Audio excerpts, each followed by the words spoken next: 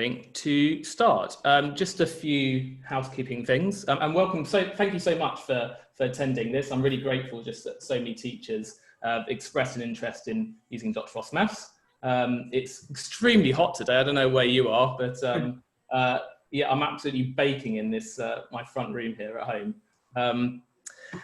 Just to say, feel free to ask questions throughout the meeting. I might be able to pick up some of them, but can I just ask, just to avoid the chat being flooded with messages and distracting everyone, could you only just ask questions that are specific to what I'm currently showing? And just know, if you're saying, oh, when are we going to cover managing classes, don't worry, all the main stuff we are going to be covering, so we will eventually get to it. But if you have more general questions, can I just ask that you save those to the end? I'm going to be here until, well, the main meeting finishes at 5, but I will be here till 5:30 to answer questions. I'm generally answering questions for at least half an hour, so don't worry, I'll have plenty of time at the end to answer extra questions when we have the time. And just to also note that this is being recorded, but don't worry, you can't see your faces. It only shows my screen and my face in the corner in terms of the actual recording. So you won't appear in it anyway. I'm just going to mute everyone now. You can unmute yourselves later if you do want to ask questions in the general kind of questions section. Great, well, let's start. In case you're not familiar with at all with what Dr. Frost Maths is, it's kind of threefold basically. So we've got downloadable teaching slides. So that's kind of what my site was originally known for, particularly the slides for A-level are popular. Teaching videos as well, which has kind of started a couple of years ago. And then sort of about 3 years ago, I started the online platform for the students being able to practice questions and teachers to be able to set homework and monitor the progress of students, as you've probably seen this homepage. And in terms of the structure, this has been revised quite a bit recently because of a particularly big new section of my site, which was only released literally a couple of weeks ago, where we got the downloadable resources side of things, you've got the slides, etc. What you might not know about is the computer science platform. So it's pretty well hidden, although I've added more links to it recently. But it has slides on all of the OCR syllabus, and it's got like a sort of online rig for students to be able to do little mini tasks, and then they put in their code and it tests them for them and say whether they're right. So I've been using it this year. It's slightly experimental, but I'm kind of gradually increasing my effort on that. And just to answer the question, will you get the recording later? Yes, I will be circulating a link to the recording of this meeting, so don't worry. In terms of utilities, this is a kind of new thing, the DFM whiteboard, and I've done a lot of development effort recently on that. So that's something that allows you to write on a kind of virtual whiteboard, and then the connected student screens can see what you're writing, and you can project questions onto there. And then you can see all the students' different whiteboards all in one grid, which is pretty amazing. And I've been using it an awful lot during lockdown. So I'll be demoing that later to you, and you get to actually be in my class. And then obviously you've got the sort of question side of things. So it's now split into two. So traditionally, you've got the fixed questions on the site. So about 41,000. I have licenses with lots of major exam boards, EdXL, AQA, OCR, more recently EduCast / WJEC. I'm pretty much the de facto depository of questions for the UKMT now, and in fact they link to me from their site. And also I get a lot of questions, CCEA, if you're in Northern Ireland, and I'm currently in talks with them, negotiating what I'm allowed to use and what I'm not allowed to use. So if you're teaching Northern Ireland, that will be upcoming, hopefully, because the talks look pretty positive at the moment. So those fixed questions have a kind of broader topic structure, like say, I don't know, direct, indirect proportion. That's kind of like one skill. And so you can find all the exam questions or user contributed questions to do with that. And there'll be a video that covers all of direct and inverse proportion, etc. And students can practice that. You can create worksheets on that, etc. So I'll show you how these questions are used. And then you've got the more recently, the key skills platform. So that was only released a few weeks ago, and that's much more fine grained. So when I was talking about, say, direct inverse proportion, there will be a skill specifically for direct proportion, like where, I don't know, y is directly proportional to x or something. And there'll be a separate skill for y is directly proportional to a power of x. And then a separate skill for indirect proportion and kind of various variants. So it's much more fine grained. And if you've seen my full coverage worksheets before, those revision sheets where I've kind of categorized each question, we're basically making random question generators for each of those. Those very fine-grained skills, you can generate an infinite number of random questions on those. And I'm very excited to show you that. And the feedback so far has been absolutely amazing. And schools are really loving this and students are really loving this. And each of those has a shorter worked example video. So I'm trying to limit myself to 4 minutes per video. This is kind of ongoing. So we've had 300 skills for release, and we're trying to get to 1,000 by September. So we're working very hard to try and get this done in time for the next academic year. But it's already been released in a partial form. You might not know about the times tables game, so I'll show you where that is later, even though I won't directly show you that feature. But students can practice their times tables and divide tables. It's not times table rock stars. That is much better for that kind of thing. But at least there's something there for students to be able to test their numeracy. Then you've got analytics, so you can export reports, etc. Kind of process student data, and I'll show you that. And then there's various ways in which these questions are used. So you can either set it to students as a homework, or in fact a kind of a formal assessment. So we've been using Dr. Frost Maths to set our end of year online assessments, since we obviously don't have normal school. You can also actually create worksheets. It's sort of a bit like Exam Wizard, but imagine being able to create worksheets with questions from lots of different exam boards and different filters. And in fact, in the advanced session, if you do come tomorrow, I explore how you can actually auto-generate worksheets as well. And there's also DFM Live, which we will get to play. And I think that's probably DFM's best undiscovered secret. Lots of people are playing it, but a lot of users also don't know about it. So imagine Kahoot, but where the questions aren't multiple choice and actually you have to sort of input proper maths. So we'll get to play that later, and it's a massive load of fun. So I'm excited to show you that. Just a bit about me. That photo is from only a few days ago. I'm actually secretly a computer scientist, masquerading as a mathematician. I suppose I'm a math mate as well. So I was at Oxford for 7.5 years. Seems like a very long time ago. And I got involved quite a lot in departmental teaching. So I was helping some visiting Princeton Princeton students, and I was also doing a lot of classes within the department, particularly machine learning and computational linguistics was my area. And that was actually after I was an investment banker, which I absolutely hated. So when I was coming towards the end of my PhD, I was thinking I really love teaching. Maybe I should explore doing school teaching. So I contacted my old school that I went to for sixth form and said, oh, can I spend a week here sort of teaching some lessons stuff? They said, yeah, come on. And I taught a bunch of lessons, really loved it. And that's all I've been doing ever since, basically.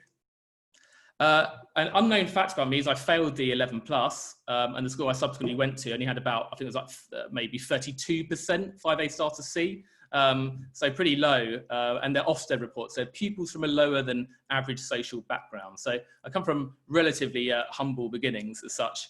And that's partly why Dr. Frost Maths is and will remain free, partly because of my own background. Because at my school, I wasn't supported very well mathematically. I was quite bright at maths, and my maths teacher just said, he gave me a blank sort of exercise book and said, you don't have to participate in lessons, you can just sort of do your own thing. Except for I was given no resources, no kind of extension activities, nothing. I just sort of taught myself maths. I think it's just a bit sad that depending on what school a student goes to, they might not have that support or otherwise, but also just low ability students. If a low ability student goes to a school where they don't get good mathematical support, I just don't want students' mathematical nourishment to be dependent on what school they go to, whether they had limited resources or just don't get the sort of home support, etc. And that's why Dr. Frost Maths is free, because I want it to be available to everyone regardless of their income or their background. And I've been teaching for 8 years now. And I'm assisted now, it's sort of a two-man team, although we're both full-time teachers as well. So Mr. Gayton Dupont-Penon, he's been absolutely brilliant. He manages the question database. And I only discovered like a month ago, he's actually a programmer as well. So he's actually been coding some of the individual key skills, which you'll be seeing later. And he's just absolutely brilliant. So keep him on as long as possible, basically. This is my flex slide. So that's me with Anita Rane. She's a wonderful person. And that was me on the National Teaching Awards a few years ago. And that's the actual award here. I'm going to show you actually. I think it's over here. It's incredibly heavy, but that's it. There you go. That is my National Teaching Prize there. And more recently, I'm a finalist for the Global Teaching Prize, currently top 50, but I should find out within the next week whether I'm top 10. So that was me in the newspaper. I was also in the Evening Standard. And weirdly, I never expected to be doing a home learning segment on a right-wing radio show. So yeah, that was one of my more unusual gigs. So I did 2 of those recently because they asked me back after the first time, because a bunch of callers sort of called in saying, can we have this guy back? Which I'll take as a compliment. But there we go. Just a few stats, and I'm trying to get through this briskly so I can get onto the demo, because most of this presentation is going to be me demoing how to use everything on Dr. Frost Maths. So that's 2012 when I started as a teacher. So that's the annual page views. I get that in about 5 minutes now, less than that. And we can see this is actually following an exponential curve. I worked out the value of R, the PMCC, and I got 0.98, I think, which is pretty good in terms of modeling an exponential curve. And then, yeah, 23 million. And then last year was this. And now this is a projected figure, but I should point out I projected the figure that 60 million last year, back in this time last year, and I was only 1% off. So my models are pretty accurate. So I'm anticipating 410 million page views. I can't believe I can actually say it's a fraction of a billion now. So we can see there's been a sort of exponential explosion in users on DFM. And I have to say the lockdown has partly been a contributing factor in that, but it was steadily increasing anyway. So we'll see if I actually match that. I think there's actually an A-level question in my slides where I give you all these figures and students have to work out the exponential model and predict what I have next year. So actual maths in action there. And in terms of resource downloads, so about I think it's 7.1 million now actually, that's climbing all the time. So that's the actual sort of slides I produce as such. In terms of the online platform, that figure is already much higher because it's increasing by hundreds of thousands every day at the moment because students are using it so much. So those are questions actually answered on the online platform. And I think it's about like 6,600 different schools have registered account on DFM since the start of last academic year. Obviously, some schools use it more than others. Some have got the whole school using it for all their homeworks, everything, whereas others you've just got a handful of students. So it varies massively by school. And more particularly an increase in international growth. So England, Malaysia, and the United Arab Emirates are my 3 biggest countries, but I noticed that we've got someone here from Bahrain. We've got someone from a school in Spain here, in our meeting right now. And in fact, my event on Monday, which is at 6:30 a.m. in the morning, because the change in time zone is for teachers from Asia and Australasia as well, because there's a particularly high usage in Asian schools. And one of my areas I want to kind of expand in is having more links with exam borders overseas, because most of the schools that use it overseas are admittedly British international schools, but I would like it to be used by more general schools overseas. So I need to kind of form links with various international exam boards there. So DFM 3.0 is sort of like the big new thing, which I started developing at Easter, and most of it is released now. So the motivation is, and by the way, I'm very receptive to feedback. So I will easily admit when there's deficiencies on my site, and I always try to address them as best I can. So one thing that some people commented is that the interface maybe wasn't as simple enough as it could be. And that was mostly a reflection of the fact that I've been tacking things onto it over the last few years, when I really need to take a step back and sort of review how it all fit together. So pretty much every single interface on the site's been replaced now. And if you've been using it recently, you'll see those improvements. And and the feedback from students and teachers are that the site is indeed a lot more user-friendly. And a more serious criticism, which I definitely agree with actually, is that the topic breakdown was was too broad. And I was explaining this earlier when I went through the site structure. So it was great if, for example, you've just studied a full topic and then you want to sort of test students on that on the platform, and students want to practice a kind of broad range of questions on a particular topic. But not so good maybe if students had just started learning a topic and a teacher wanted to give them repetitive practice on a very, very specific kind of question. without getting that breadth immediately when they first encountered that. So that's where the key skills system has come into play, and I'll be showing you that in a second. And also the DFM whiteboard as well. I did a survey based on usage of the site, and one thing that came up was that no one had basically heard of the DFM whiteboard. This was quite a while ago, definitely pre-lockdown. And I thought, well, this actually has quite a lot of promise. I think I've built something really nice here. So how could I integrate it into more of the site? I feel like I've done that successfully. And also just the amount of traffic, I had to sort of recode everything to sort of support the growing numbers, because I have like 1.2 million page views a day now. So it's quite substantial. So how have I addressed this? One of the things was the new key skills platform. And as I was saying, that's to allow repetitive practice on very specific question types. And that's released now. We've got about 300 key skills with 1,000 planned for September 2020. And for each skill, you've got like a short worked example question, short worked example video. And I've only got 3 of those so far, but I need to produce 1,000 of those by September. So my work is definitely cut out. So this is a question on coordinates in the first quadrant. And this is a completely randomly generated question. And they have to identify the coordinate, and then it gives them feedback. So this is all dynamically generated feedback based on their answer.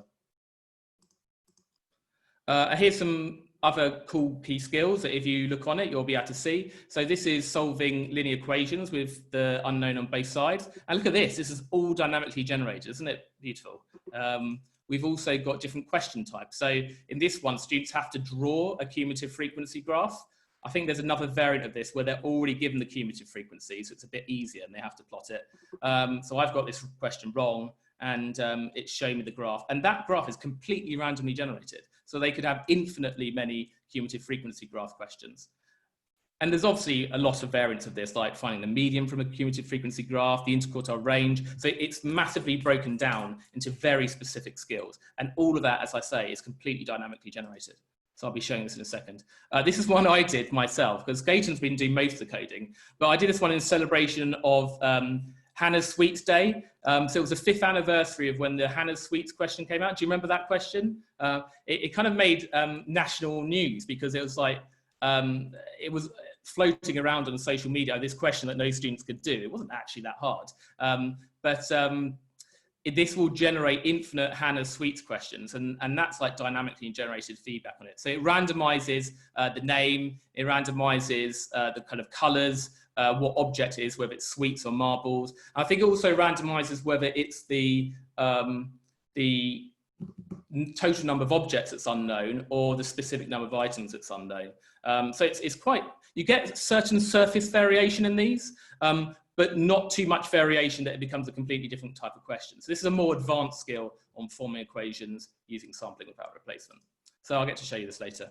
I've also replaced all the interfaces. So this was the old dashboard, it was very difficult to find anything, too much clutter, too much going on. And that's been replaced with something much simpler, where you just got these nice tiles where it explains what each part of the site is, and it's just like a single button to click on to see the latest homework or whatever. And also I should note there's help videos on each page. Now I've held off to making some of these because the interfaces, there's so much going on the site in terms of the key skills platform that I don't want to make a video on how to use something and then that feature changes slightly. So there's one, for example, for getting started for students and teachers. So if you click that button on the dashboard, that will come up with a nice video explaining sort of the main things on the site and how to get started, basically.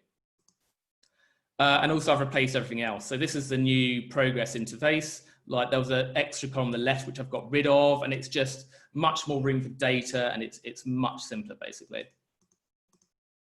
And the whiteboard I was talking about, like there's some really nice new features that I've got. As far as I know, I don't know any other major platforms that allow students to show written working. So when students are doing a question, they have this nice little whiteboard on the right that they can use. And as a teacher, if you set a homework, you can either require working or you can set working to optional, in which case it will record the working if the student has provided it. And this is an end of year test we did just a few weeks ago, and the students provided the working for this. They got that question right, but I can also see that they've got the working to justify that as well. And then also with a whiteboard, if you look at, anytime you see a question on the site, there's a lovely little annotate button. And when you click that, it loads up the question automatically in the whiteboard. So I'll show you that as well. And that's a really nice feature, particularly for the lockdown period. And I'm trying to cater for all learners, because I think a bit of a hole on the site before was low ability Key Stage 3 students in particular.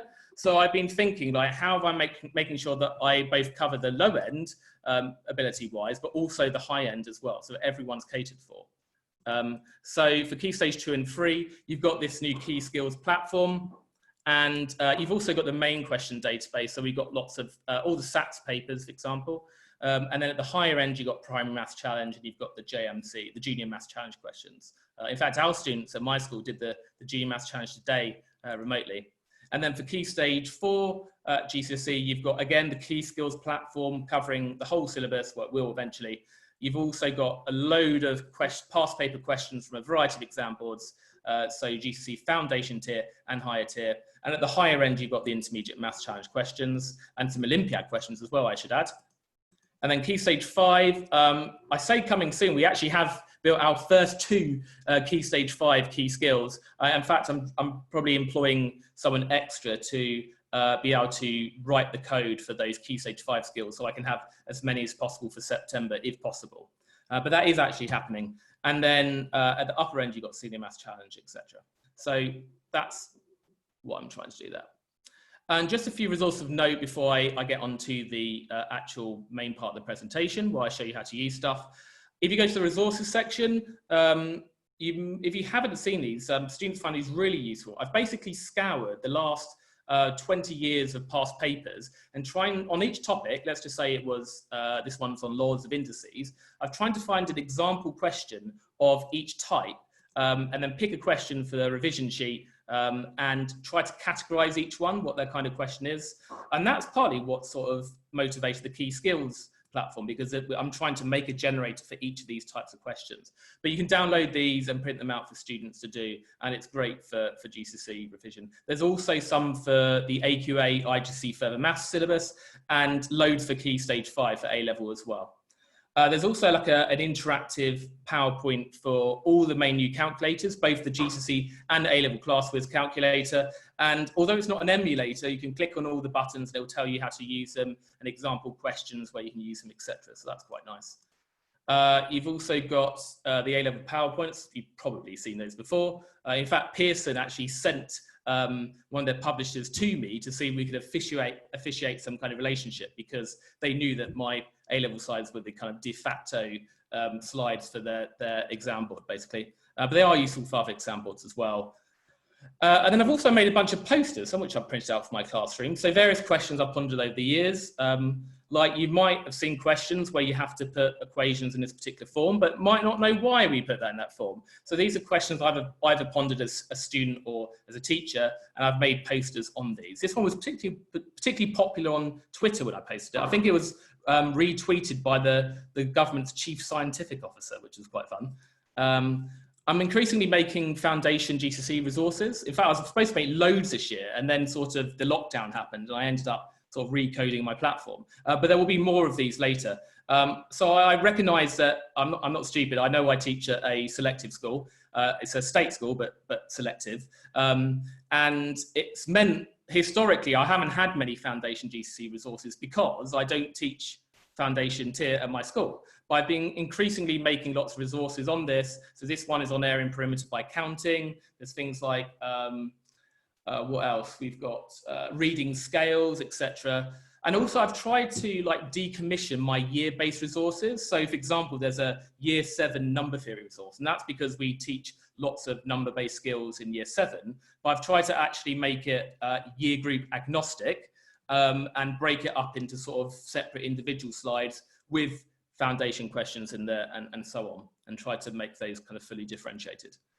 At the upper end, you've got a UKMT database, the UK Mathematics Trust, and in fact, you don't need to log on to get into that. And all the JMC, SMC, IMC questions and Olympiad questions back to around 1997, all categorized by topic. And what's quite nice is it uses the same topic structure, the same topic categorization as like GCSE questions. So it's quite nice if you're doing questions on Pythagoras, or a specific GCSE topic, you can filter to that particular topic and get harder questions to stretch your upper ability students. If you're teaching year 12 or 13 and you've got high ability students, there's a Riemann Zeta Club. It's a club I run on Fridays at my school, but I've made all the slides available for that, and that's for sort of preparing students for Oxbridge entry, the British Maths Olympiad, etc.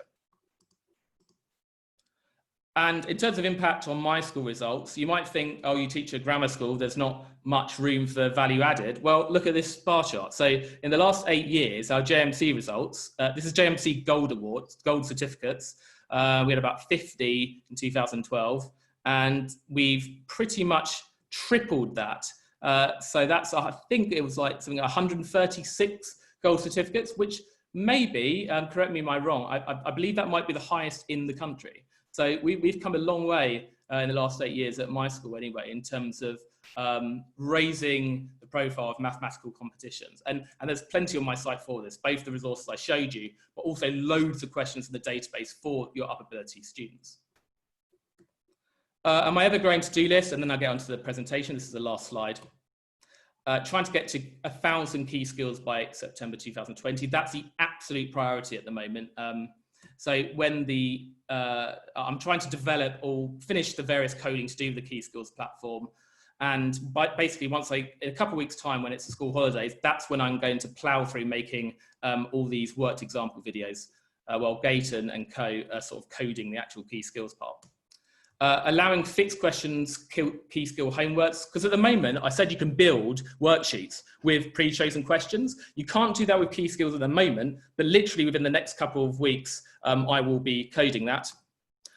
And also, there's, in terms of the progress interfaces, you can view, when you set a homework, you can view the students' data. They've done a key skills homework, but there's not, for example, like a breakdown by sort of topic, and you can't generate reports to do with progress by topic on key skills yet.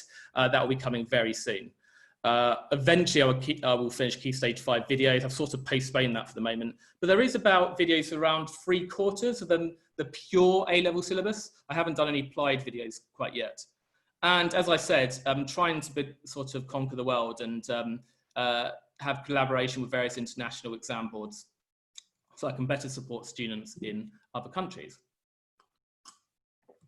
Multilingual support. So in fact, the first language you might see is Welsh, and don't worry, your students won't suddenly get Welsh questions. There will be some kind of like internationalization kind of functionality there. So a particular question might be translated in English and Welsh and so on. And yeah, Decimals in fact contacted me saying, "Oh, we have our API on your site?" And so I've had a few Zoom calls with them, and it will allow, for example, me to have questions on quadratic graphs. So students will be able to sketch quadratic graphs. I've had to postpone that for the moment because of the Key Skills platform, but I will be doing that over the course of the next year. And also potentially converting into charity. I've actually, well, I say potentially, but I've already started the process. I've got my trustees, and I'll be reviewing my funding model. Like, I don't really like having ads, but it's the only way to support my operational income. I should note that my server costs are in 5 figures a year, so it's not a cheap business. But if I can reduce ads or find alternative sources of funding, then I would do that. And sleep, because I don't get enough of that. I'm working about 7 AM to midnight every single day at the moment, and probably should get a bit more rest. Right, so let's demo the platform now. And apologies if I've lost my chat thread, so if I just try and find it again. Where is it? Where's the chat gone? Oh, there it is. Okay, right, here's a demo. So I should have anonymized this. And by the way, if you are demonstrating this to someone else and you do want to anonymize, then if you go to this settings thing here, the cog icon here, this is after you've logged in, and you go to, I've got it on at the moment, but there is, most of these buttons won't appear for you because these are admin controls, but there is an anonymize button there. And then basically it scrambles all the names. So you can see this is not actual real name. Everything's been scrambled everywhere. So I'll be using that for data protection purposes, obviously. So the first thing to show you is this dashboard. We've got a notification feed here. So I can see this student has been practicing the Junior Maths Challenge because in fact they did the Junior Maths Challenge today. That's why there's been quite a lot of activity on that. This student's been, oh, that's me in fact, expanding single brackets. just testing something out. Yeah, it's all about Junior Maths Challenge Day today because that's what they've been doing at school. But if you click on that, by the way, most of these are clickable. So if I click that, that will take me straight to the right part of the site, and I can see all the students' answers on that particular casual practice they've done. And I can click on a particular question, and I can see they got that incorrect and what their answer was, and I can provide feedback, but I'll be showing you this later. What else have we got? So this is where you set some homework, and I'll be showing you the options for that in a second. We've got the DFM whiteboard. That's the virtual whiteboard I was talking about. You got access to the latest homework. Oh, that's me setting a test homework, so that wasn't actually a real one. The DFM Live, I was talking about that kind of Kahoot style game. The key skills platform. The activity log allows you to see a timeline of student activity. So practices that they've done, but also homeworks they've done as well. Access to past papers that you can set to students or modify first. You've got all the settings here like manage classes, manage schemes of work, etc., which I will go into. Questions by topic, building a worksheet that you can export to Word or set to students, and the resources section. So I'm going to start first with, and by the way, most of these are linked to from the top. So all the resources stuff is in here, all the questions-based stuff is in here, etc. So most of it is pretty easy to find and self-intuitive. So I'm going to first show you the resources section. So if I go to either here, resources, or you can find it within this menu here and then just go to resources home. This is kind of like a hub of everything that's available on the site by topic. And there's a nice video here by Craig Barton, I've been on some of his podcasts recently. And you can see like a topic structure here, so I can filter by topic, and there's a few extra links to other stuff on the site here. So if you set up a scheme of work, by the way, which I'm not going to show you now, I could filter it to a particular scheme of work, like let's say year 8, and select a term, so autumn 1, and then that shows me all the skills to do with topics in that term. But if I just use a topic structure here, got shape space I can go to, let's say area and perimeter, and this is showing all the resources on the site to do with area and perimeter. So we can see these are all the kind of downloadable resources. So we can see, for example, those foundation tier slides I mentioned, like the area and perimeter by counting. Someone's asking about preloaded schemes of work. There's some for Edexcel, but I'm gradually going to be increasing the number. At the moment, you mainly have to set it up yourself. But you've got all the slides and worksheets here. You've got access to the key skills platform here, which I will be showing you, don't worry. And then you've got the individual subtopics within area and perimeter. So for example, find the perimeter and area of rectilinear shapes, including rectangles. And you can watch the video on that. So if I click this link, that goes to my video on that particular topic, with extra buttons for students to quickly practice that skill or do one of the topic tests. The topic tests, by the way, a little mini test that we've chosen the questions ourselves at DFM, and they're 8 usually past paper questions on that topic, and the student does it to sort of test understanding. So it's intended for students who've kind of done the topic, want to see if they get it, and if they get at least 6 out of 8 right, they get a topic medal. And there's usually an easier one and a hard one for each of those topics. The student can also review the question they completed from here, access those topic tests, and see how many points they've got for each one. There's also a link for teachers to browse all the questions on that topic for all the different examples, etc. So in fact, if I just click on that, so rectilinear shapes, if I click this here, browse questions, and then it's got 387 questions on this particular topic. The other way you can access it, by the way, if I just go back to, if I click this home icon here at the top, in the middle, and can you see here questions by topic? You can also get it to, I think, resources, browse questions by topic there. So multiple ways of getting to it. If I just click this button here, and this allows you to browse all the questions in the database as a teacher. Students cannot access this, don't worry. So if I filter by topic again, let's just say I want to filter, and by the way, in case you missed that, this is top left filter by topic up here. If I click this, and let's just say I want questions on Pythagoras. So go to shape space, go to Pythagoras here, and we've got 2D and 3D Pythagoras. As I said, the key skills platform breaks this down a lot more than this topic structure does here for the main question database. So we've got a bunch of questions here. I can filter, say, to Edexcel questions with the author filter, and then difficulty level 2, say. I'll have to look into that later, Mandy. It should be there, the filter by topic thing at the top left. You've got Excel here, and then I've clicked a particular question. This is from one of the mock papers. And then you could answer the question here and there. So if I just put in a wrong answer, it will instantly give you feedback with the mark scheme. And then this is an awesome feature. So if you click on the annotate button here on the right, then it will automatically load up that question in the DFM whiteboard, and then I can annotate that. So I can sort of label that as you've got A, B, C, and then sort of write stuff. So A squared plus 6.7 squared, etc. But I will be showing you the whiteboard later because there's functionality to see what the students are doing with this eye icon here if you've set this question to them. All right, so let me get rid of that. So that's the annotate button. You can see the annotate button in other parts of the site as well. Right. Oh, sorry, Mandy, I thought you meant that you couldn't see it on, you were trying to view it yourself and you couldn't see it when you visited the site. Yeah, it might be because, yeah, I think it's because I have a widescreen screen.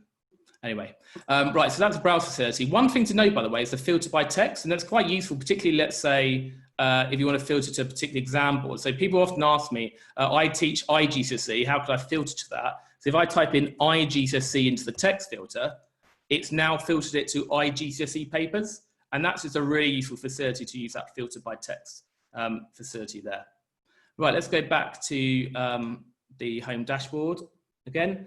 I'm now going to set homework. So the most obvious thing, which I probably should have started with, but it's nice to show you how you can find questions and see the resources. So let's set some homework. So you can get to it from this link here, set some homework. If I click that, you can also use this menu here, set work, and then the various different options here. And let me briefly explain what these options are, but it's all explained in these here. And I will eventually have a get help video here, which will explain all the options as well. I just haven't got around to that quite yet. So key skills is, as I'm explaining, fine-grained question types. The questions are randomly generated. They have short worked example videos. So they're particularly useful if you're a student first encountering a topic and you want to give them repetitive practice on a very specific kind of skill. And you have lots of control over what kind of questions they get for that. You choose the questions, gets the questions from the main database of that 41,000 questions I was talking about. So it's a broader mix because if you say it's going to be a broader mix because you've got broader array of questions for each topic within exam papers. You can also select a past paper. So for example, a full Edexcel paper or full JMC paper. And then I'll show you how you can modify that so you can set an abridged paper, for example. And I use that particularly a lot for my GCSE classes, say year 11 class. I would set them a past paper a week on the platform. And it's great in terms of getting loads of data about what topics they're strong and weak at. Yeah, functional skills, I get this asked every time. There will be functional skills papers being added to this. I do have the license for them. We just haven't got round to adding them yet. Automated homeworks. I don't use this so much anymore. I don't want to play down this facility too much, but that draws questions from the main database of questions, and it tries to differentiate a bit more. So you don't have to pick the questions. You set a bunch of filters, which I'll show you in a second, like difficulty filters and exam board filters maybe, and topic filters, and then it picks the questions for you. And then finally you got, and that's the thing I'm about to show you now, and topic tests I was explaining earlier. These are sort of pre-compiled mini papers of 8 questions, 8 past paper questions, when a student's finished a topic and they want to see if they've really understood the topic. So let's go to automated homework. The reason why I don't use this so much anymore is I like to have more control over my questions. So I either like to pick the questions myself for the class, or I use a key skills platform now where they still get sort of random questions, but you have more control over the specific kinds of questions they get. But let's do an automated homework. So click this. And we can see a bunch of filters. So I need to select a class. So sorry, this is going to be scrambled. So it's all going to be gobbledygook because it's in anonymized mode. I think that's my test class. So if I select that, click OK. So I've selected a class. By the way, if you're wondering if you can set to multiple classes, you can. I think, yeah, you can set a whole year group at the bottom here, or if I select another class, if I do select all, can you see it's now selected multiple classes on the right? So that's a really useful facility. If I just get rid of that, you can select a due date. In fact, elsewhere on the site, you can actually select a custom date now. So you can select, I don't know, June the 30th next year if you wanted to. So I actually need to update that, and a specific time it's due for. Yes, I did initiate the classes myself. There's some nice facilities to add classes in bulk, which I'll show you briefly later. And you can say, set it to my classes immediately, or you can schedule it for the future. If you've used Google Classroom before, you'll be familiar with this kind of facility. And if you set it for the future, it means that the students won't see the homework or assessment before then, and they will be automatically emailed at the time to allow that. Yeah, I don't put people saying about that MathsWatch bug. I can't imagine that bug would be on my site. I do have bugs, but I don't see why that bug would be caused. So specified time, I'm not going to bother with that, just immediately. And then let's just say we want to select a homework on, I don't know, expanding brackets, something simple. So expanding a single bracket, you can select more than one topic. Or if you've set up schemes of work, you can select from here, like Year 7, Autumn 1, and then select from there if you want to. And then a difficulty range. So by the way, just to give you some guidance on the difficulties, you can click this button here, which does explain. But 1 questions are basically sort of the easiest you can possibly get for a topic. And then 2 and 3 are sort of exam sort of difficulty questions, 2 easy exam questions, 3 hard exam questions. And then 4 is supposed to be beyond the expectations of what exams expectations. So those are typically your maths challenge questions, those kind of things. And I'd say a loose rule of thumb, if it's a GCSE topic, then foundation papers tend to be sort of 1/2 questions, and higher tier papers tend to have 2/3 questions. So that gives you a vague idea. Now this automatically differentiates. So if I select auto 1 to 3, that means if a student has never encountered expanding a single bracket before, they will start on difficulty 1 questions and gradually build up as they get questions right. So it will automatically change their level. But if they're a more competent student, they've done some questions on this before, then they might start at level 3. So it will basically give the most appropriate difficulty question within that difficulty range that you set. You can also select an author, a filter for the author, and then there's a bunch of different options. And one when wrong, if you click this question mark, it will explain. But basically, they get a second chance at each question if they get it wrong, unless it's multiple choice. So it will come up with a little wink, wink message. You may want to reconsider your answer if they get it wrong.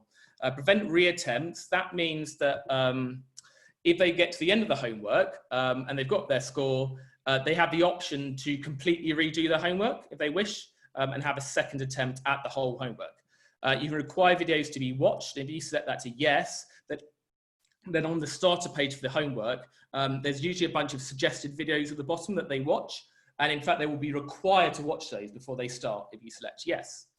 And then require working, I mentioned that earlier, and you'll be able to see this in action later. That means that they're required to use the mini whiteboard to show they're working for the question. Topic test, are the questions used also included in the practice questions? Yes, there is an overlap, so they might have seen the question before, but the database is big enough that shouldn't be an issue. Now you can, I've got to select a completion criteria, so fixed number of questions, say, or you can select achieve a certain accuracy, so you can require they get 4 out of the last 5 questions right, for example. Let's just do fixed number. Now if you click preview questions, I should point out, remember these are, it selects the questions for the students, so they might not get the same questions, but however, you can see the pool of questions that they might get based on your various filters. I'm not going to show you that now, but you can see a kind of preview of all the questions that they might get. But I'm going to select the task, and what happens, it's trying to be clever. It's warned me that basically questions on expanding a single bracket, how do I get this screen? I click this set task button here. I'll show you the whiteboard later, don't worry. So I click set task at the bottom there, and then it's warned me that basically expanding single brackets questions might combine with other skills. And that's because exam questions naturally might involve more than one skill.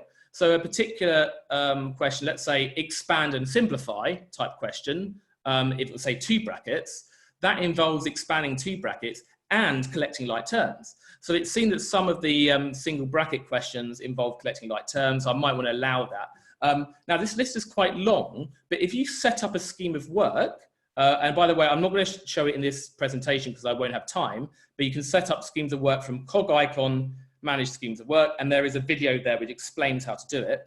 Then this list will be smaller because you can basically specify what skills students are expected to know at the start of the year, for example, and after each term. And then if I know that this is like a year 9 homework and students did collecting like terms in year 7, then it won't warn you about this because the system knows that it's acceptable for questions involving single brackets to also involve collecting like terms. So if I do select task, set task, then it's now showing me this homework over here. And you can see that this is to my test class, so it's all over the place. And we can see that homework on the right. I'm just trying to move my Zoom thing out of the way. You can see the homework on the right, expanding a single bracket, and you can see that it's due for that homework, for that class. Right, so that's one type of homework. The next thing to show you is generating your own worksheet of homework. So this is super awesome. Question here, if a student reattempts it, is exact same homework or the same topics? Very good question. So if it's an automated homework, like the one I just set, then they will get new questions. So there might be just by chance the same question, but it's picking the questions afresh, basically. Whereas if you set a fixed question homework where you chose the questions, and that's what I'm about to show you, they will only have to redo the questions they got wrong. Yeah, so they won't have to redo the same questions they already got right, because that would be silly. They only have to redo the question they got wrong. Can you see the worksheet they've completed? Yes. So if I select, I don't know, if I go to a particular class, I'll be showing you this later, but like say a particular class here, and bounds, and I click on this, you can see all the individual student submissions for this. If I click them on the right here, like end of year paper, you can see all the questions that students have answered. Right, now if I go back to the home page, so setting a fixed question homework. So this is super amazing. And you don't have to make a worksheet and then set it to students. You can also export it as well. So if I go back to set some work and go to you choose the questions. Now it's giving me this worksheet generator. Do they get the correct answer at the end if they are wrong? Yes, unless you put it in assessment mode. I'm going to show you that in a bit. So this is pretty intuitive, this interface. Again, I'm going to make a help video for this, but it's pretty obvious what you do here. Well, click to choose a question, so I do that. I'm going to build a worksheet. So let's filter to a particular topic. I want to click, I just selected filter by topic. And let's go to number. Let's just do, I don't know, fractions of amount or something. So fractions, find the fraction of an amount. And then let's say I want to filter to AQA questions maybe, and then difficulty 1, do some easy ones. Use this question. Notice, by the way, there's a use all parts of this question. So if exam question has multiple parts, you can import all of them all at once. That's quite useful. And then let's just one more question. Let's do a difficulty 2 one. So there's less questions for AQA, there's more for Excel.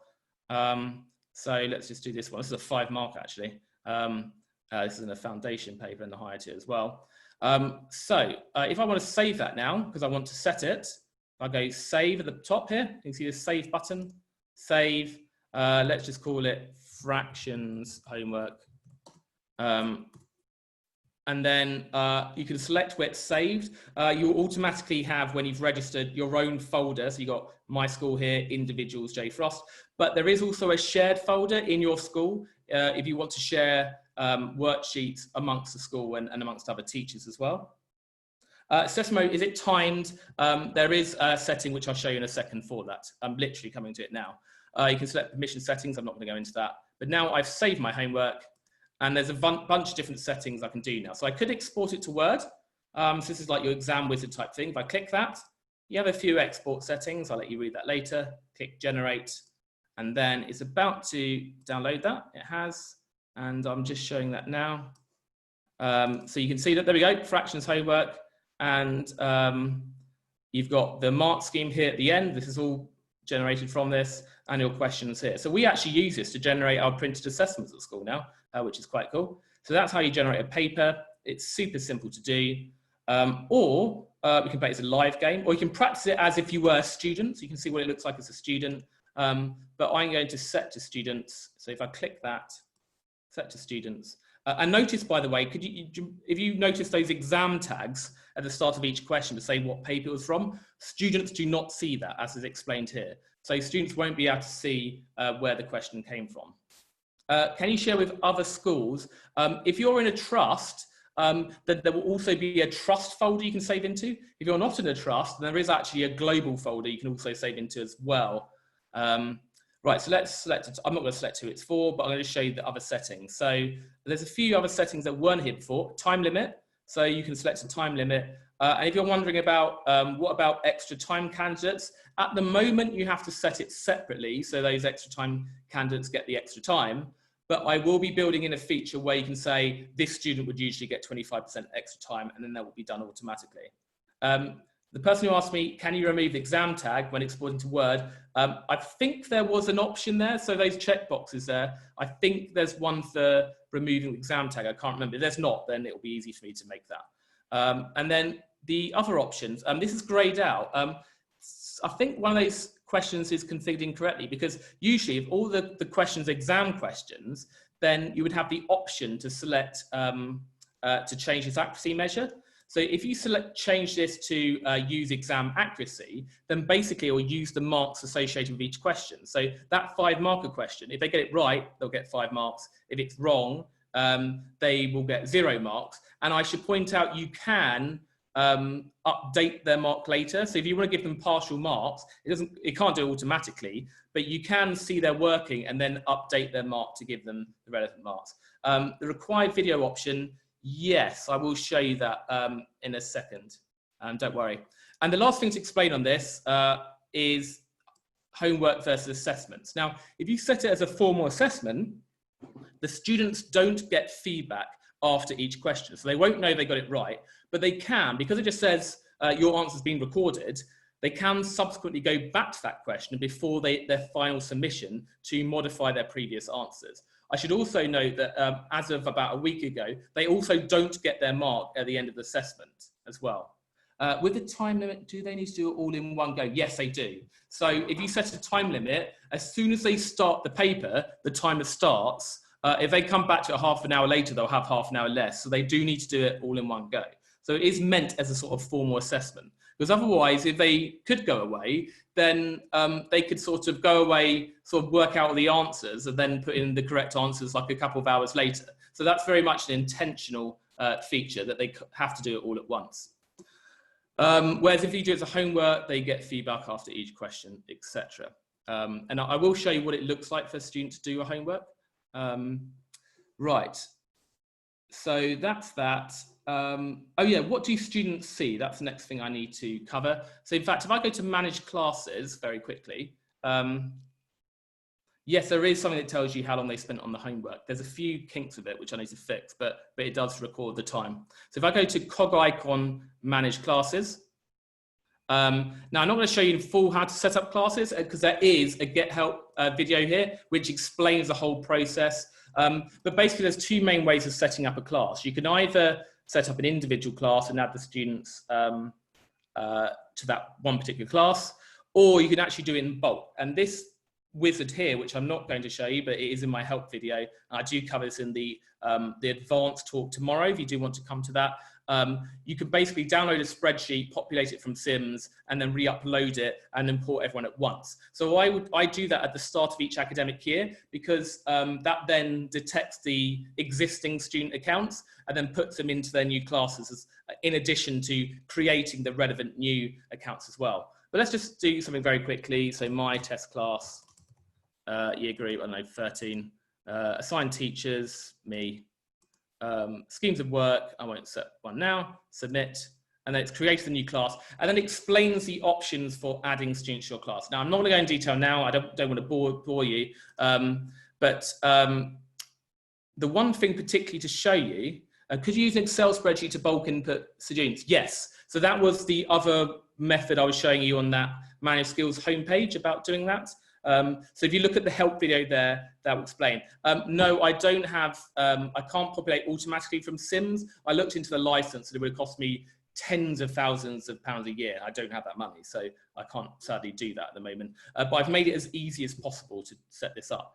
Now, if I go to a particular class, so as I said, these are all scrambled. It wouldn't usually be. I don't want to go to year 12 one. Let's go to, I don't know, Y1, that's my class. Now, if you can modify the student's data, like change their password or edit their details, move their class, for example, so I can move them into a different class. You can archive them if they've left the school, etc., and add extra students using this blue button. Not going to go through that now. But the and the only other thing I should explain is that the link for them to join that class is over here. So see this registration URL? That's the link you need to give to them to join our class. But the really cool button here is the use class demo account. So every time you create a class, it will also automatically make a demo account. And every time you set a homework to the whole class, it will also set it to the demo account. And that allows you to see what it looks like as a student in that class. So if I select that, use class demo account, I'm now logged in as a demo account on that class, and I can see the homeworks I've set to that class, which has largely been, I can see the end of year papers. So if I go to that, I've been set assessment, end of year paper 2. I don't know why it's done that, sorry. Let's try something else. I've seemed to, sorry, that's really embarrassing. I seem to have broken that facility. It was literally working the other day. I even did one of the homeworks. But if I go to work set, and let's go to like the kangaroo, let's try again, start this homework. Yes, okay. I don't know why that's not working. I'll fix that. But I'm about to do this homework, this junior kangaroo paper, and you can see the videos they can watch. So if I click area of a triangle, I can watch the video on that particular topic. Hello, and welcome to this video on finding the area.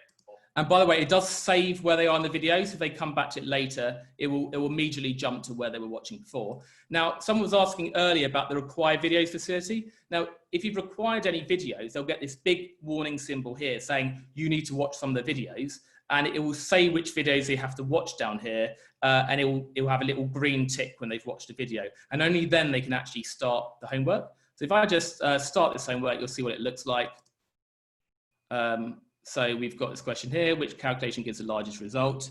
I can do my scribbling here, my working I was talking about. There's also a text tool, so etc. They can draw circles, change the color, etc. And that can be submitted as working that the teacher will be able to see. It automatically crops around what the part of the whiteboard they've actually drawn on.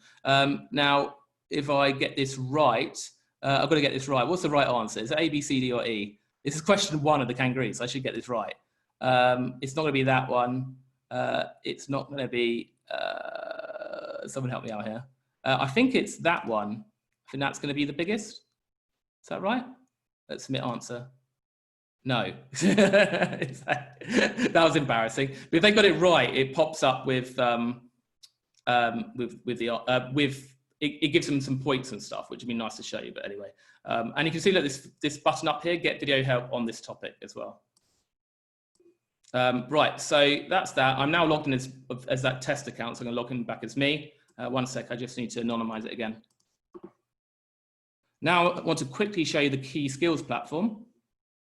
Oh no, actually, before I do that, I want to show you setting a past paper. So if I go back to that, it's basically their work is submitted if they match the completion criteria. So for fixed question homework, they basically have to do all the questions. If it's automated homework or a key skills homework, you've got different accuracy criteria you can set. So they can't say I finished the homework. Now, if I go back to past papers, if I click here, past papers here, this button here, or you go to questions, past papers. Now this is cool. I can see lots of past papers here from a variety of different examples, including the UK Mathematics Trust or Primary Maths Challenge stuff. So let's go to Excel. Let's go to, say, a foundation paper, one of the new ones. Click this, and I've got a particular past paper here. Now, let's just say How do you get back from the demo account? It's a bit fiddly. You basically have to log off because you're now logged on as that demo student. I will probably make that easy in the future. So I've got this past paper I'm viewing. Now let's just say I don't want to set that whole paper. I just want to set some of the questions to my foundation class. If I click edit mode here, I can now modify the questions. So I can delete some questions if I want to bridge the paper. You can drag the questions around as well to reorder them. If you click a question, you can then replace the question with something else as well, if you say wanted to do that. And then basically just make sure that you save it first. That should be grayed out. I can only save over it because I'm an admin, but save as, and then you can make your own copy of it. So you can then subsequently set it to your own class. So that's a very powerful facility. No, it doesn't give, there's no time estimation because it kind of depends on the student really, but we don't have that kind of information in there. Right, next thing, key skills interface. So I'm really excited about this. If I go back to home, you'll see this key skills button. And by the way, I should note that a student will have a slightly different dashboard. So the boxes that they see are slightly different to the ones you see as a teacher. Oh, the one thing I should show you, by the way, is this summary by class. So if you click this, you can see a weekly summary of all your different classes. I can see the top students in each class, how many homeworks that class has done, and I can say over the last week and month. That's quite a useful facility there. So let's go to the key skills. Yes, if a student moves from one school to another, if you go to account settings here, oh no, sorry, account, there is a facility there to move school. It will, what does it say? So if you're a teacher, you can move over any worksheets in your individual directory. You will not be able to access your old students' data once you move school for data protection reasons. And if you're a student, you get to keep your points, which they obviously keen on. Can you set up an assessment so the teacher can see the working out? Yes, I briefly mentioned that earlier. There was a require working facility. So when you set that to yes, students have to show working, and then you see that on the assessment interface, the progress interface, which I'll show you in a second. So quickly show you this because I've still got a bunch of stuff to do to show you here. So this is the key skills interface. You see a similar thing for students. So they have like a little pie chart to show them how many key skills they've started or completed or the master at. And I'll show you what I mean by master. So I could, if I've set up a scheme of work, I could go to say year 8 and see all the key skills in the year 8 scheme of work by term, which is quite cool. Will there be another advanced one? No, tomorrow's one is the last advanced one, but I will be doing more later in the year. So you've got a bunch of skills down here. These are the ones we've done so far, about 300. If you can't get out the demo count, just go to the menu up here, the count menu, log out, and then you've logged out. Yep. So let's go to say, I'm going to go to questions on trigonometry, because I've actually made some videos for this. Now, most of these video icons are grayed out because I haven't made them yet. I've only just started making videos, but they can watch a worked example video. So these videos are much shorter than the sort of main topics tree ones. So, and as you can see, this is very broken down. So we've got, for example, label sides of a right angled triangle. So if I watched a video on that,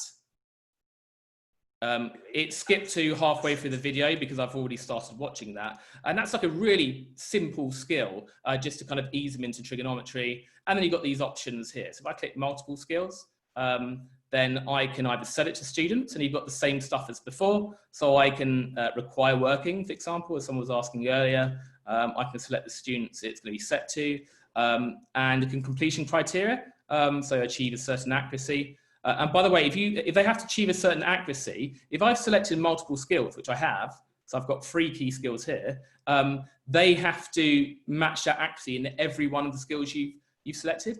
Now, this is a really awesome feature, which I only coded a couple of days ago into leave skills.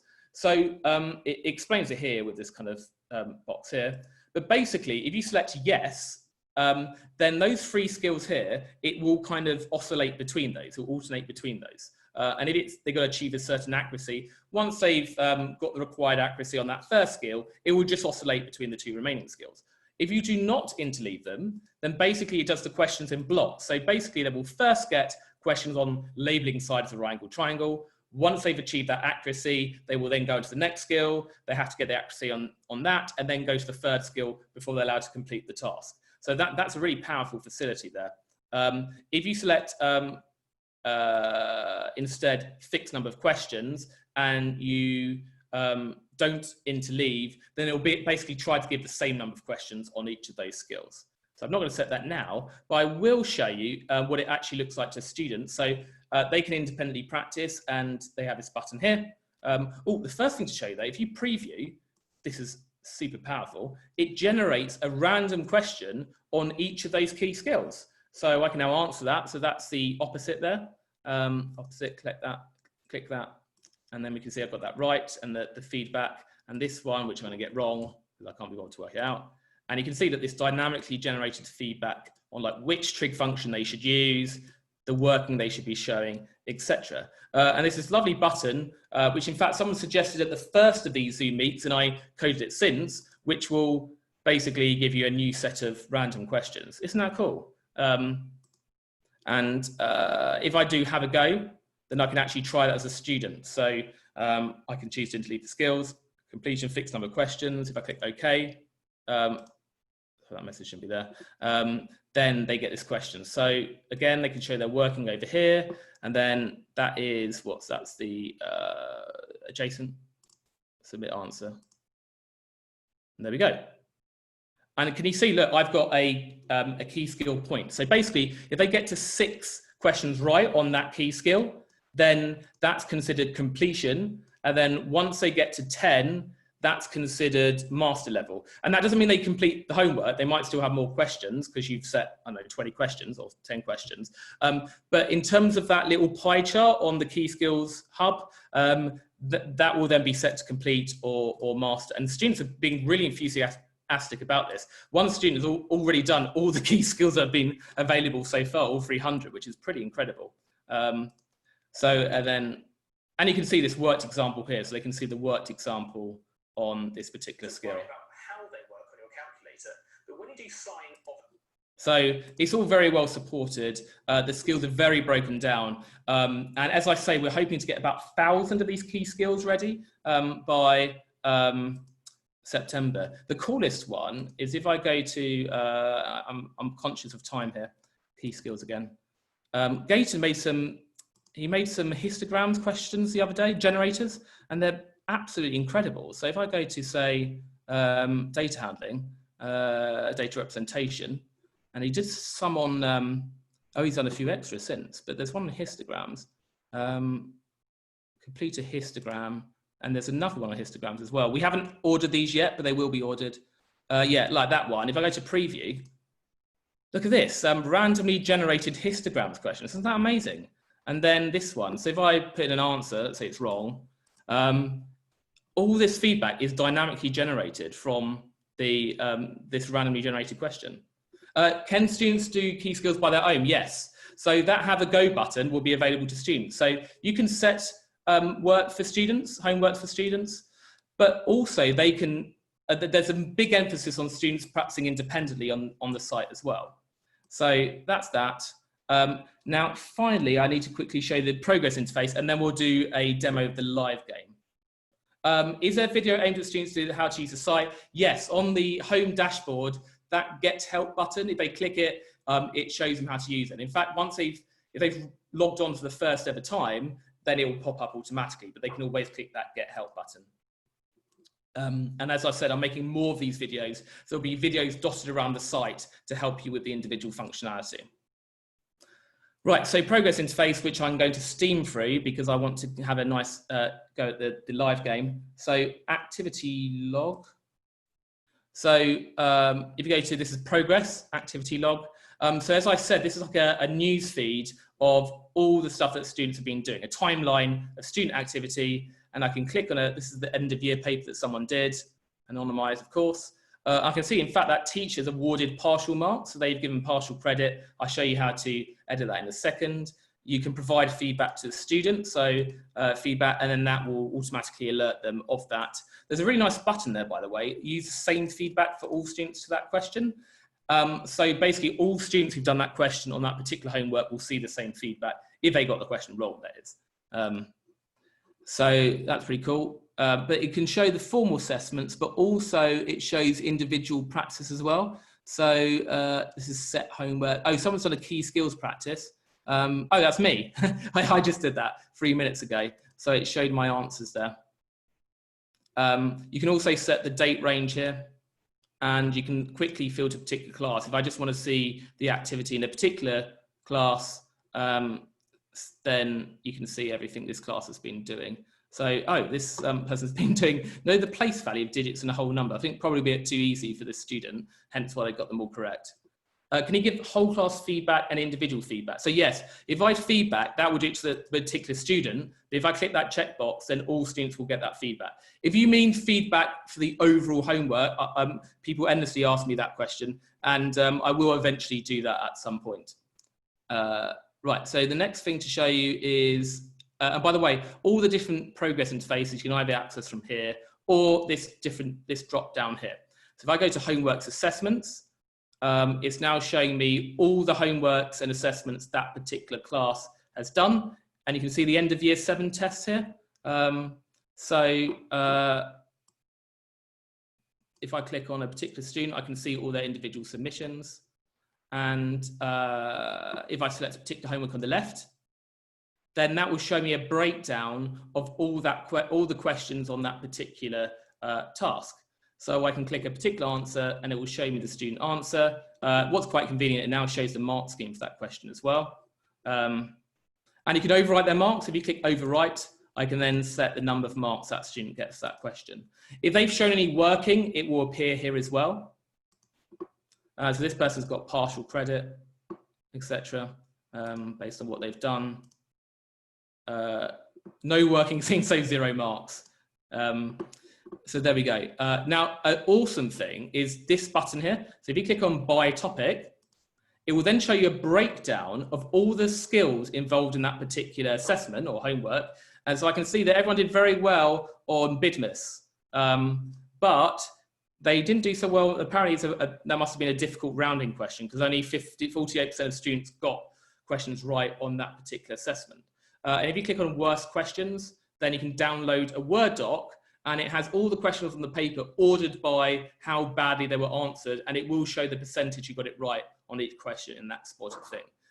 This refresh button, by the way, the reason I put this in is because you can see this data live as students are doing a particular assignment. So, for example, with my year 11 revision lessons, I would often set them a paper in the lesson, and then I can see their answers they come in. However, you do have to click on that refresh button to refresh the data. It doesn't do it dynamically on the fly. You have to click that refresh button to see the updated data. Right, that's that. And I'm not going to show you much else of this, but progress by topic, I've still selected this class. So if I select a strand like algebra, then it showed me all the different skills and all the questions students have answered on those things like the nth term of a quadratic sequence. So that hasn't been covered yet in year 7. So these students have just been particularly adventurous. And I can see the videos watched as well, which is, to be honest, pretty sparse actually for this particular class. And then leaderboards, you can see leaderboards, school this year, etc., or in your trust or globally. And you can generate a custom leaderboard, but I'm not going to show you how to do that in this session. I will do that in the advanced session. Right, and then we've also got videos watched. You can export reports. So I can do progress by topic, and then that will export it to Excel. A bunch of different options, just explore that yourself. I'm not going to bore you with that now. That's quite an advanced option, which I cover in the advanced session. Then we've got times table data. So actually they have been practicing their times tables, this class. By the way, if you're asking, can you set a times table homework? At the moment you can't, but I might consider that in the future. So this is done entirely independently by the students. And then all feedback is a way of seeing all the feedback in one area. So this is the feedback that's been left on a particular question. So I didn't know, blah, blah, blah, blah, and the teachers fed back to them. So that's just useful to see all the feedback. If you click this button up here, you can also see it.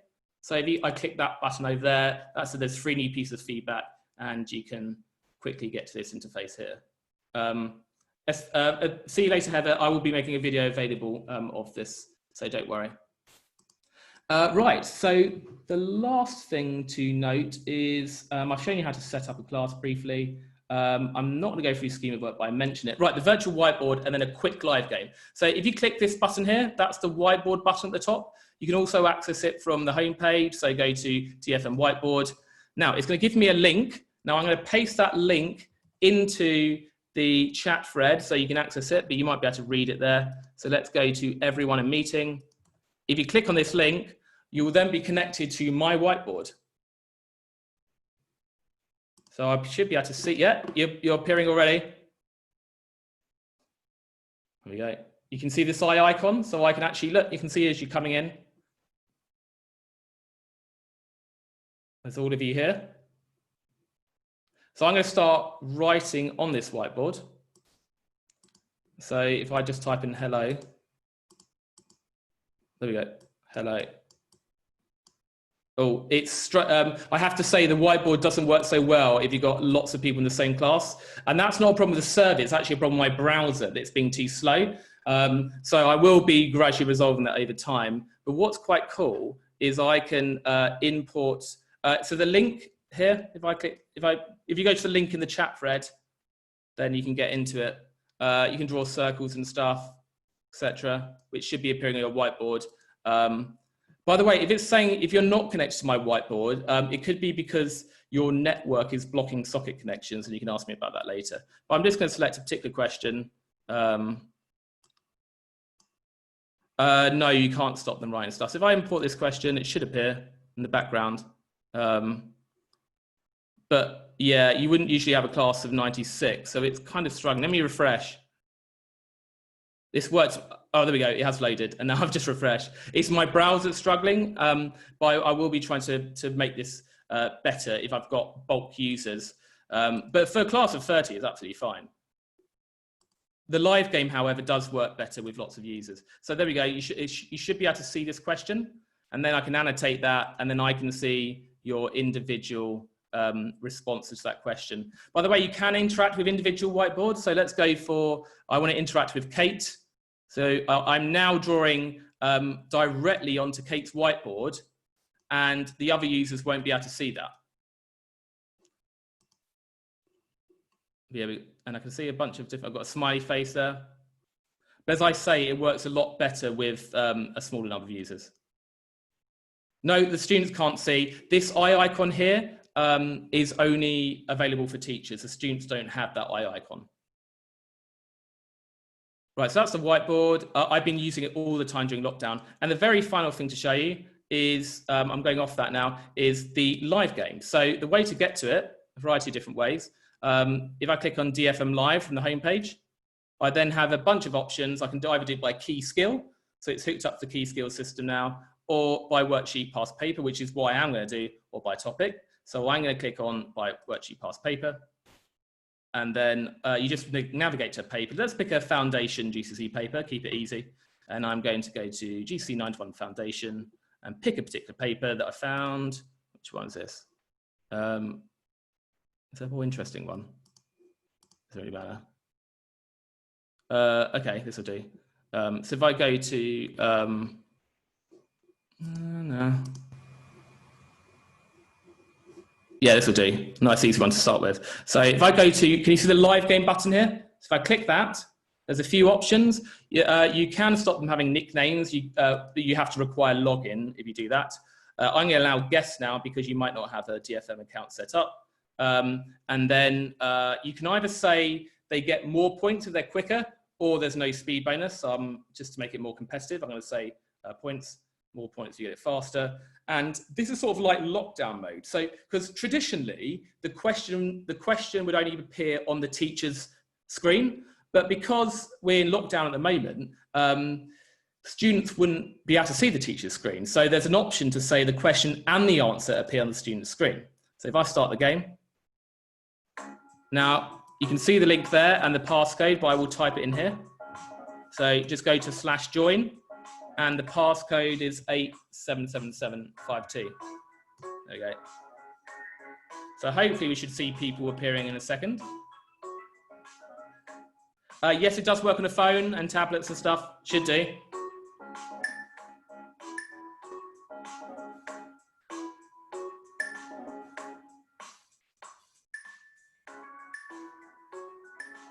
Thankfully, this does work well with a lot of users. The link does work, definitely works.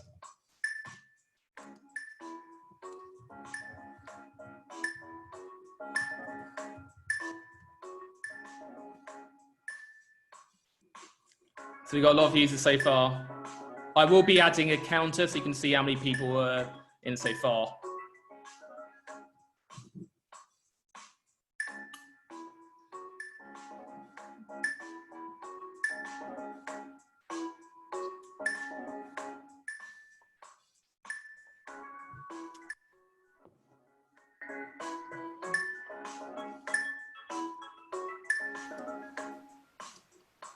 I'm going to give you 30 more seconds to get in before I start the game. We'll just do a couple of questions. Yes, they can join midway.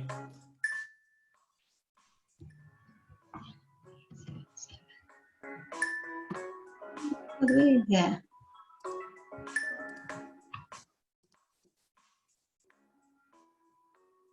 Right, 10, 9, 8, 7, 6, 5, 4, 3, 2. Yes, you can switch off the music. Can you see that button there? Just click that and you've got the music off.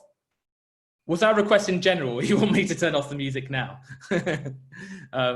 Right, I'll click start and here we go. The question should appear. So write that number correct to the nearest 1,000. Oh, there we go. Look at how fast that is. Wow.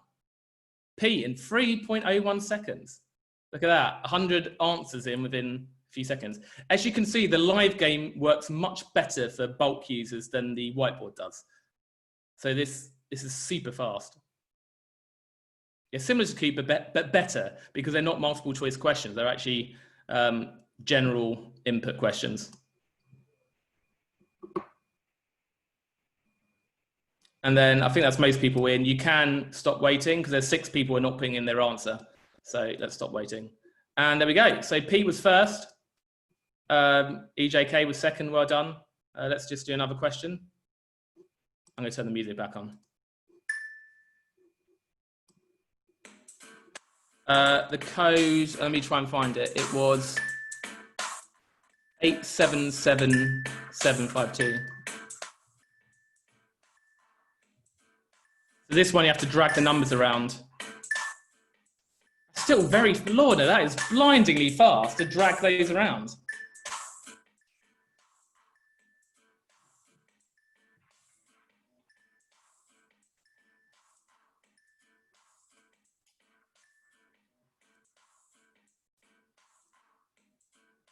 Let's stop waiting. Yeah, so that was the order. Well done. H was first. Oh, no, he wasn't. Sorry, let me scroll back up. Laura was first. Well done. That was super fast. And let's finish the game. So if I just click finish, obviously you could go to the end of the game until you ran out of questions. And there we go. So well done to Erica, who was first with 1,700 points. Now you can show the full results, so I can see the breakdown here of everyone's answers for the whole game in order from best to worst. So these people got the question wrong. Apologies to those guys. Now you're probably, no, it's just like you either get it right or you get it wrong. The point system, by the way, works that if you're the first person to get it right, you get 1,000. Then the next person to get it right gets 9,500, going down to a minimum of 500 points for the correct answer. So that's how it works. And it's just a bit of fun. These are not points accredited to their account. However, if the student is logged on, there are some trophies they can get, like coming first in a live game is one of the trophies, or just participating in a live game is one of the trophies. And by the way, someone's going to ask, can you export these results? Not at the moment, but that is a facility I'll consider in the future. It's kind of intended as a bit of fun. So I don't want this to be considered to be like, sacred data, because it's not going to be. Students often try to just quickly put it in because they want to get more points, but it's a bit of fun and students really love this. They're endlessly begging me, can we play another live game? Can we play another live game? And as I said, this is connected with the new key skill system, so you can pick some key skills and play that as a live game. So it's pretty awesome. Right, that's, believe it or not, the end of the main presentation. So I'm going to be here for at least another half an hour before I'm doing some tutoring. If you want to unmute yourselves to ask me any questions, I'll be here to answer them. If you would like to come to the advanced one tomorrow, just sign up. I'm not going to get to full capacity anyway, because most of the people who wanted to come have already come already. So if you want to sign up to that, I will be sending out the Zoom link to that tomorrow. There is some overlap with this event. There's certain stuff I go over again, but there's more emphasis on some of the other functionality there. Can we still get the video for that, even if we can't attend the event? Yeah, I'll be sending it to everyone. In fact, I'll be eventually picking the best event from each and posting that on YouTube as well. Because the problem with Zoom is it restricts me to like 1 gigabyte of video. So I can only store about 3 events simultaneously on it. So I'm trying to upload them to YouTube now, basically. And don't worry, you will get emailed the link with that. Maybe not within the next day, but certainly within the next 3 days or so. Thank you. If you draw on the whiteboard, and I know you can record it, can you export that recording? No, although actually browsers have a natural facility where if I draw something, that's everyone connecting again. If you actually right click, this is a browser facility, not me, you can actually save the image, which is quite cool. Now, if you're wondering, can you save it to like reload it into the whiteboard? The answer is no. You might be wondering what these buttons are for, and that's actually for admins only. These buttons only appear to admins, and that's basically related to generating diagrams for the key skills platform. So if I actually just show you load, just for your interest, like allied angles, and that's the one of the diagrams that appears. The dollar symbols is because it inserts it with random numbers or whatever. So we basically use this to generate our diagrams. Okay. But at the moment, I will eventually make that available to teachers, so you could save and load, but it's just not a priority right now. No, yeah, of course.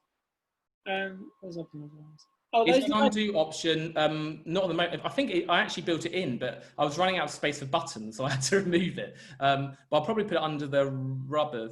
I replaced it with a rubber in the end, but I will make an undo button eventually. I had thought about that. Oops. Sorry, just a minute. I actually went into the live mode, but I didn't see where to put the key to join the game, so I didn't join it. Oh, did you go to Dr. Ross? Well, it's too late now because the game's finished. But if you go to Dr. Ross, did you go to drfrostmaths.com/join? I just went to Dr. Frost Maths, then I saw live game. No. Yeah, no, but you actually have to go to the specific link. So on that live game, if I go back to it, if I go to live, let's just set up another game. I'm just going to select anything.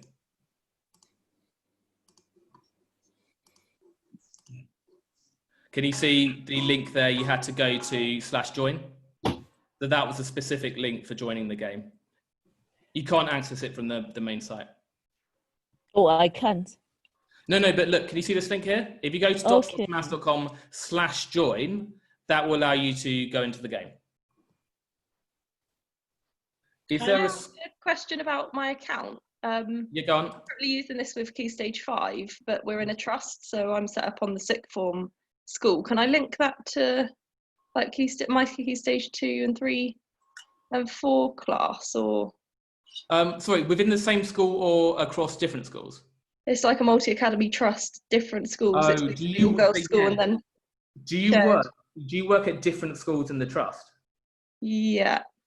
Yeah, well, that's harder because at the moment you could, unless I would have to make you a multi-academy trust administrator, but that would mean that you have access to every student's data, all the schools in that trust, which is a bit of a data protection no-no, unless you're actually someone who is a consultant who works across the trust, then that's okay. And I have to be provided with evidence that that's the case. If you're a casual teacher that just works at 2 schools, that's slightly difficult. The only way you could do it is if you just had separate accounts for the different schools you work at within the trust.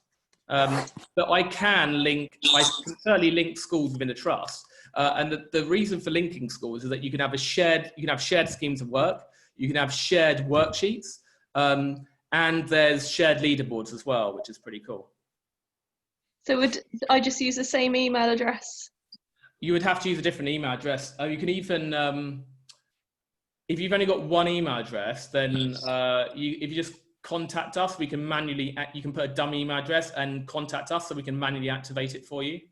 Okay, thank you. And that would enable you to then set work for students in different schools. Okay, thanks. These live quizzes, Yep. not like the game, can you set up the topics in advance of doing the game? No. So you have two options. You can either set what topics you want and then it selects the questions for you, which is pretty easy to set up, or you select the questions. But did you notice I just set a foundation paper for that particular live game? So in some ways it was set up in advance because the questions were already pre-chosen. So you could have saved that paper. You could have make a paper, save it. Exactly. Yeah. So I can go to my either past papers or my worksheets. Yeah. And these are worksheets I've made. It's kind of basically testing. So this is the final landmark for bottom sets, and then you can select live game, and there we go. Live game instantly set up. So it's very quick. Okay. Is a cursor function on the whiteboard? Yeah, so let me just answer this cursor question, because I was asked this last time, and then I'll answer your question. The answer is no. It would be so easy for me to do, but it would just put too much load on the server. I think what you mean is that each of the students would be able to see where your cursor is at, but it would just put too much strain on the server, and because you'd be constantly transmitting your cursor position to every single student. I might consider it, see if I can do it efficiently. But at the moment, no. And to be honest, once lockdown's over, then that will have less use, that feature, I think. Is there a zoom or scroll function on the whiteboard? Yes. So if they're on a tablet, then they can sort of zoom in with their double finger, like use two fingers. Or if I just draw something, can you see that if you hold control and use your scroll wheel, I can then zoom in. And then if you just use your scroll wheel without control, can you see it zooms down? So that's how you do it. However, I will probably be making a separate button to allow you to pan, like change between zoom and pan, if you don't have, for example, a mouse. To book the Not on Tour, the link is actually on my homepage now. I put it there yesterday morning. So if you go to my homepage, can you see there's a link to it there?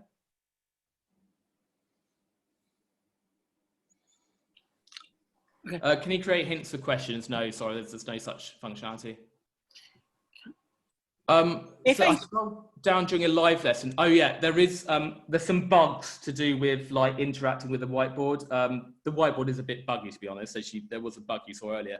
I bet you used your trackpad to do it rather than your mouse, because it's quite buggy, and particularly when you use your trackpad rather than the mouse. Yeah, there we go. I was right. The solution to that is to either use a tablet or phone device, or use a mouse where you've got a scroll wheel. I will be fixing that. It's just like the key skills platform is a priority at the moment. If a student reattempts a homework, yep, go on. You see the results from both attempts. Yes, correct. So in fact, if I go to, so I seem to zoomed in. If I go to, back to here, progress.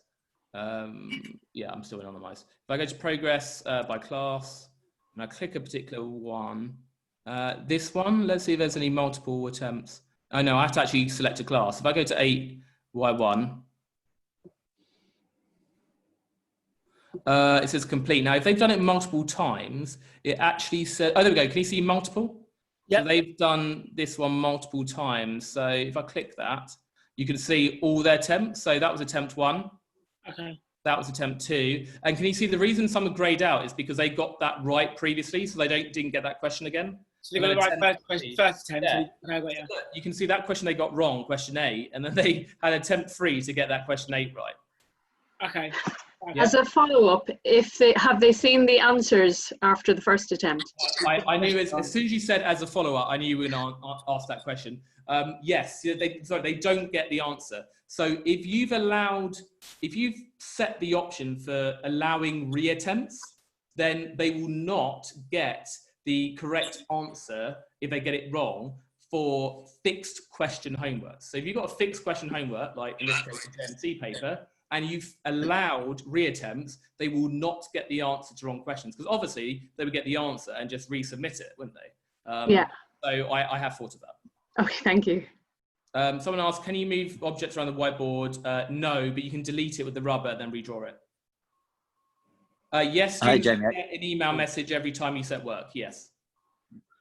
I've got a quick question about I've got a quick question about the homework thing. I've been setting these sort of remotely and then watching my students do it live, like refreshing and seeing their answers come in. But I've got the case where one student has not yet attempted a question and they ask me about that question. And then I have to sort of exit the homework and click on the worksheet to bring that up. Is that... Believe it or not, someone raised that a week ago and I've fixed that since. So if you go to, progress by class, and then if I go to a particular thing, let's go to a bridge to this class here. So you're saying if no one has done that particular question, I can't. Can you see if I click on the header here, click the table header, it then loads the question, the mark scheme? Okay. Does that solve your problem? That solves it perfectly. Yeah, I think that was, exactly. There we go. Yeah. So you can now click on the table header and it will show the question. Yeah. Perfect. One question I've also been asked is, well, what if you want to modify their mark? Let's just say they've submitted work separately on Google Classroom and you want to give them a mark because they got it right on their workings, but they didn't answer on the platform because they ran out of time. Can you click it? No, it would be far too complicated to do. And to be honest, once lockdown is over, I can't see much use for that feature. Yeah. The other question, sorry to keep going on, is like those assigning sort of part marks for a multiple mark question. Are you thinking of sort of trying to incorporate any sort of AI that does that AI on it? Oh my god. Yeah. No. It would be like, I'm probably giving a Nobel Prize if I managed to do that, because it'd be so complicated. Like, so you do it, you get out from their written workings. Like, it's a pretty intractable AI problem. That I'm smart, but I'm not that smart. Maybe I'm just being lazy. But, anyway, thanks for that. Although the amusing thing is actually my on that subject, my fourth year dissertation at Oxford was the title was Automated Marking of GCSE Biology Papers, and I was provided a load of someone had typed up all the submissions for a particular OCR biology paper, and I had the marks that were given for each, and my investigation was into how you could try and learn the mark scheme from their submitted answers, which is sort of relevant to here, but the trouble is they wouldn't even be typed up, they would be like written on the whiteboard, so it'd just be far too difficult. Yeah. I don't know, like, crowdsource it maybe, if like 100 people, I think like no more marking. I'd rather, it'd be so inaccurate that I think I'd rather the teacher do it themselves anyway. Yeah, anyway, thank you very much. Yes, so if students asked to show their working out, must they use the whiteboard facility? If I go back to the options available for that, set work, let's just choose questions. No, in fact, let's go to past papers to do this more quickly. Past papers, and I select a particular paper. First one I find. Now, require working. No, it doesn't record their working at all. Yes, they have to have written something on the board, otherwise it doesn't submit their answer. And the third option, optional, and it does explain this, by the way, if you click this button here. If you set to optional, it will record their working if they supplied it, but it won't require it, if that makes sense. Can you link your own video to a key skill? No, however, I should note that I am allowing people to contribute guest videos, because 1,000 videos is a lot to make. So I'll be allowing users, if they've had some kind of video production background, if they want to contribute a single guest video, then just email me about With the past papers, you don't have the new GC papers for AQA. That's a licensing problem. So AQA have been a bit more stingy than some of the other exam boards. And I think it's to do with the fact that they've got, I can't remember what the software is called, Exam Pro or something. But because they've got like a for-profit piece of software to make papers on it, they've not allowed me to use the new questions, but I am allowed to use all the pre-9-1 questions. I have tried to contact them recently to see if I can renegotiate, but at the moment, no.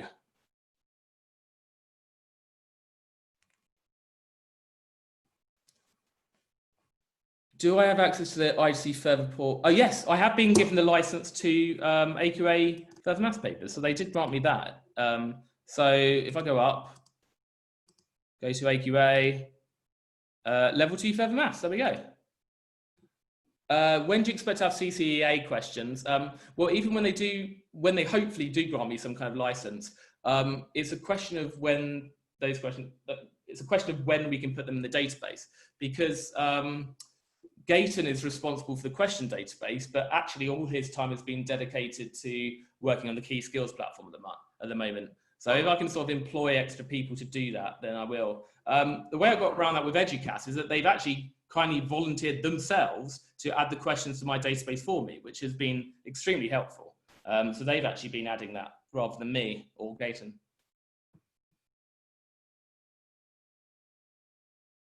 If a class completes an exam paper, for example, in a mock, is there a way of, oh, sorry, the question's already flowed off. Is there a way for uploading individual marks for each question to update their profile? Not at the moment, I don't have that facility, sorry. Decision maths for Excel Further Maths, sorry, no, that's not gonna happen for a long time. Partly because I don't teach it, partly because I don't like it as a module, I must admit. So I think just, there's so much going on the side at the moment, I don't think I'm gonna have time for that within the next year anyway. Can students use mathematical functions on the whiteboard? No, but they can for general question input. So if I just show you this our demo, I'll just put a demo. When they answer a question, there's like an algebraic keyboard that pops up. Can you see that pops up? And then they can have various different functions and symbols and stuff. But not on the whiteboard. And it's very clever, the system. Look, it knows that those two equations are not the same form, but they are equivalent equations. And the algorithm for that is top secret. I wrote it myself, but I wouldn't want no one to get a hold of that source code because it's probably the most advanced thing on my platform.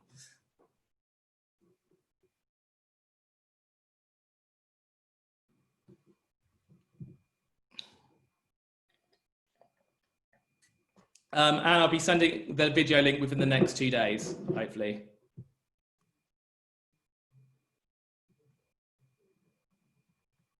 I might be able to even upload it tonight.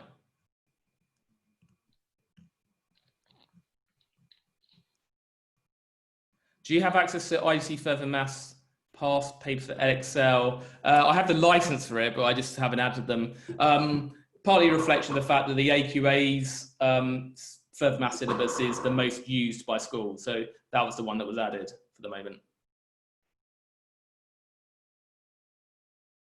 With all these things, it's like manpower, like there's 2 of us and we're both full-time teachers.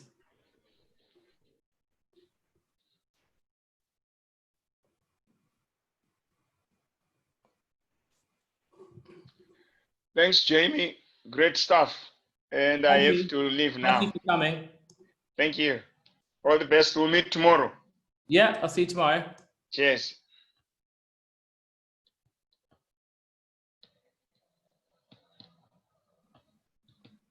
Anyone else? Hi.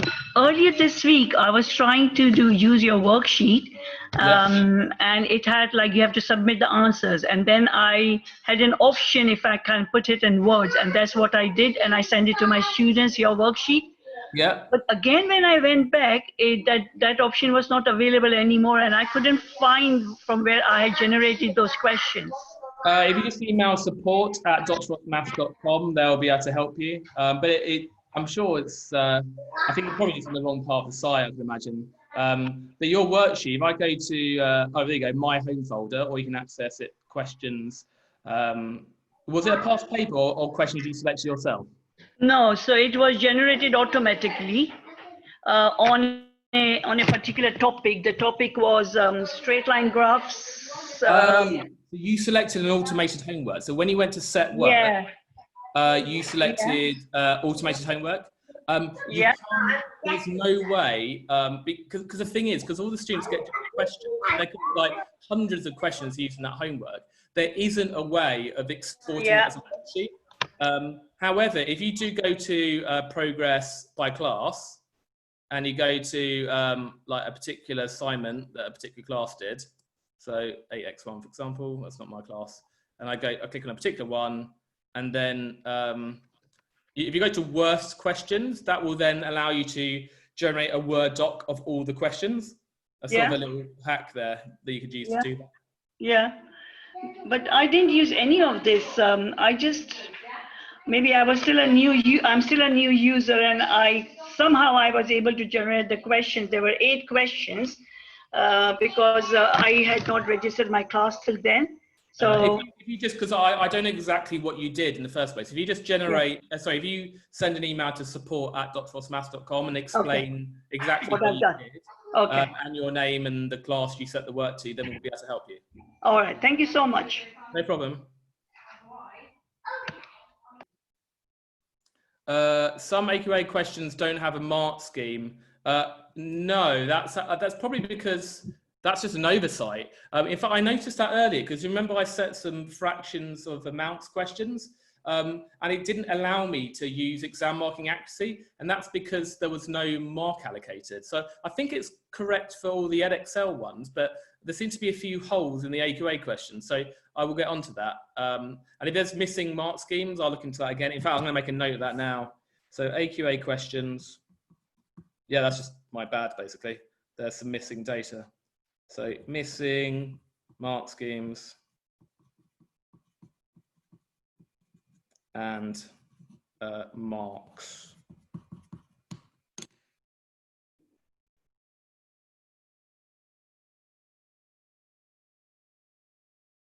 And if it wasn't appearing on the whiteboard, you said you would write at the bottom of the board, it might just be because it was off the screen. But because it kind of crops it. However, if you click on the interact button for that particular student, you would then be able to see their full whiteboard and zoom around it, if that makes sense.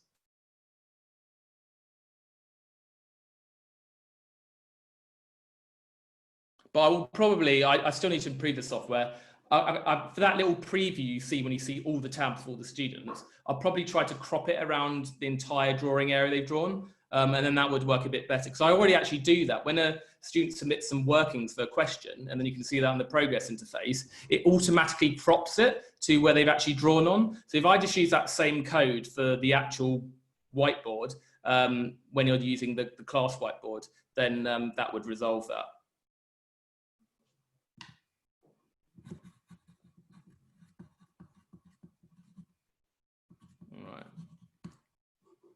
We're down to the last 19.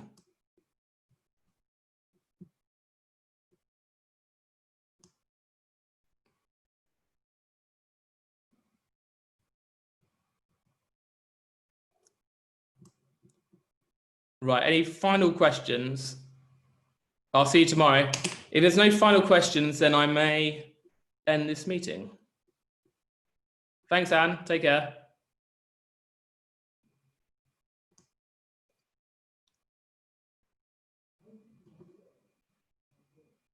Take care. Bye-bye.